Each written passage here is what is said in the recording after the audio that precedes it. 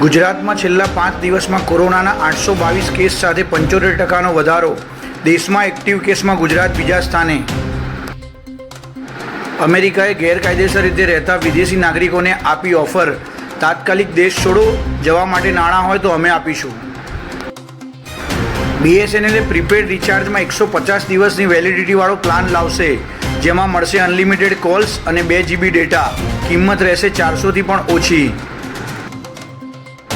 ભારત સરકારના પોસ્ટલ ડિપાર્ટમેન્ટે હવે ડિજીપિન વિકસાવી છે. તેમાં દરેક વ્યક્તિ પોતાના ઘર અને ઓફિસનો અલગ ડિજીપિન જનરેટ કરી શકશે. ડિજીપિન કોડ બનાવ્યા બાદ સરનામું આપવાની જરૂર રહેશે નહીં.